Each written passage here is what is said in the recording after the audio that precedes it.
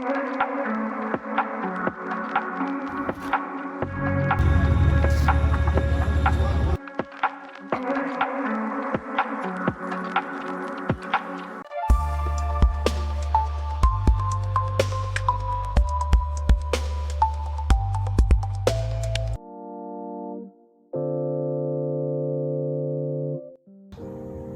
currently 2:81 and I'm ironing my project clothes. I can't be doing my face because it's dark. I'm very lazy to go and take my lights. We're actually in my supervisor's office. Can your supervisor ever? Alright, feature in my video. My pretty HOC. You the one.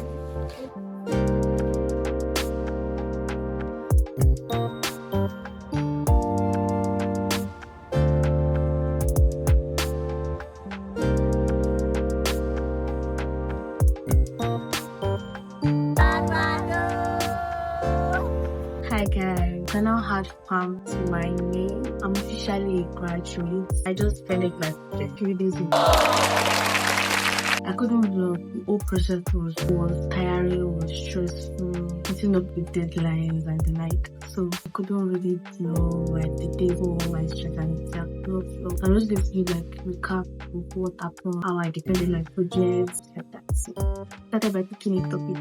That's the most important thing. School started by giving me a supervisor. Then my supervisor gave me the grace to pick a topic I wanted. I think some people did not have the opportunity, but I'm very grateful for that. Right. If I want to do postgrad first. Postgrad first. That's an advice from graduates to postgrad first. It was a seminar supervisor that is a project supervisor. I pray to God, I want who you want for me. Apparently, it was the least lecture I expected. Like, I was scared that God, this is not what I asked for. He gave it to me. He just told me to chill. I'm there. I'm with you. I didn't know what doing it for me. I'm very grateful to the supervisor God. He's not human. So the supervisor was nice. Even during seminar, he was very nice to me too. During seminar, overall my supervisor is the best.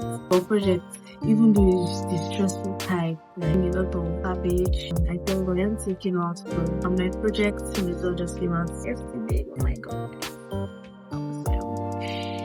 My project was systematic review. There are different kind of projects. My course made it questionnaire, some did animal research. I did systematic review. Normally, systematic review is the chillest. I feel it's the chillest only in the aspect of spending money. You just have to do data and don't do research online. It takes your time because you have to sit down and research, look for old research, like through advanced search on PubMed. You have to go through your data extraction, data collection. You have to do all these things. But it's stressful.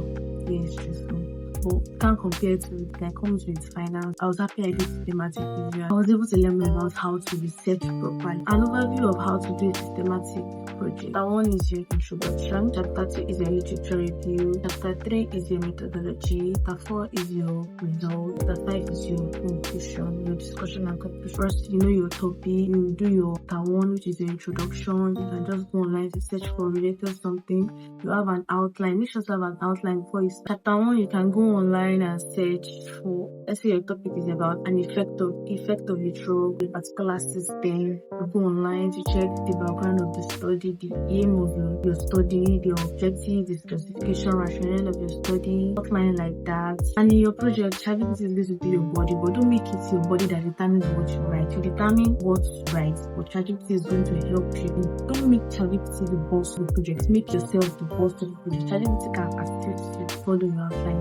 So literature review, like literatures that exist, like not only on your topic, but like let's say effect of the drug, you write on the drug, effect of the reproductive system, let's say reproductive, write on the reproductive system, write on connecting with two of them, the main topic, what to think about it. You have an outline so that you be getting in how to write on the chapter 3 is your methodology. It's just about how you go about your project, how you do it, your exclusion and inclusion criteria, how you are going to do your project. That is mainly your methodology, that's your method. So it's called methodology chapter 3. While your chapter 4 is a result, collection of all your literature review, not chapter 2 literature review, like your article. That's your chapter 3.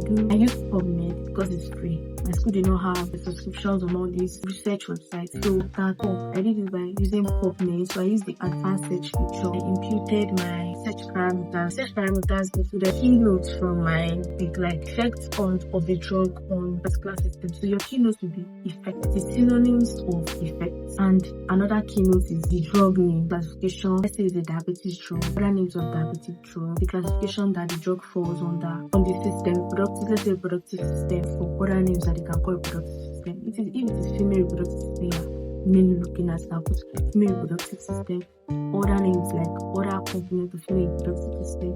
If it's male too, if it's both, you make sure you put it there. The way you use the search feature on PubMed, you impute them, you put them in quotation mark and press up. Yes, for synonyms you use or. But when you are trying to use another keyword that is not the synonym of the one you put, use and. There's an and feature. You click it like the search button, but it's and. You move down, then you start putting another keywords. There. So that's how it works. After it, many results is going to come out. My own, I saw about 21,000 results. They start filtering the one you are going to use them. Filtered my own thing because there are not much literature on my topic. Filtered about 37, and I filtered, and I was left with 5. Make sure to inform your supervisor how many articles you have left. If you can work. My supervisor did not know that I did not have enough. If not, I would have converted to questionnaire. But it was too late to start a questionnaire, so I had to move on and measure my findings on there are not enough literature on that particular aspect of my talk. After doing the search and getting your literature, you review them, then get your information. It could be your information like the demographic details of your study. You can need clinical data from your samples. So like what will help you get your results? Like mine, I worked the awareness and knowledge of the adverse effect of contraceptives. My information mainly included the adverse effect the patients reported, the type of contraceptive they use, their level of understanding, their occupation, their level of education, because the level of education will certainly determine their level of knowledge of the particular thing. Doctors and nurses among them will know more about the adverse effect. That was important. Strategies that also help you, and from these literatures you got from PubMed, you can also check most information they have there. You can tell them, that means I'll need this one to understand this. So when you do that, you do a table, you extract it from each of the literatures. Even if it's 15, 20, 18, you're going to extract each of these information. The ones that are not available, you put not documented, not reported. After doing a proper table, start merging them together. That's the chapter 5. That's where your result comes in. Say your findings. From my table, I noticed that doctors knew more about the adverse effect of contraceptives, so they were well aware. You notice that people know more about this particular drug than this particular drug. People know more about oral contraceptive than other types of contraceptive. People knew the parameter people knew more about was condoms. Those are your findings. That will be mainly what will be your discussion. Then you conclude. In your conclusion can contain your recommendations on how you think they can improve that particular problem. That is your problem statement of your study. And when you give the particular references, ensure all the journals are italicized.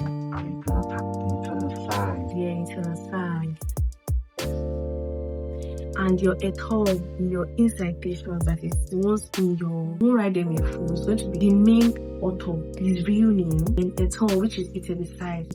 I feel like I don't really know the actual meaning, but it is something that combines the two. They're like that person, and there are still other people that wrote it. So et al dot comma the year it was released, the year of publication. Close bracket, so that's how citation is written, and your reference writes the person's name, everybody that wrote the name, the year can be in bracket, the title of the study, that research, the name of the journal it is gotten from, and the page, the journal page, and everything. You're going to get it from the research. But the proper way of writing is APA. So you can just repeat it in ChatGPT, convert it to APA style. Write the references, go to it. ChatGPT is going to be your body. I'm going to tell you, but don't let it determine your work. One more thing I'm going to say: talk to your seniors. Like, talk to people that have done this thing before. Talk to them. I don't know how to communicate with people, especially people I'm not close to. So my friend, she's a good communicator. She can communicate with her seniors also. I get few things from her, but even at that, I still suffer some aspects. I knew if I had spoken to a senior, I would have known about it. So communicate to your senior, be close to your supervisor. It's really going to help you. So wishing you good luck on your seminar and such. I'm Olola. Don't forget to like, subscribe.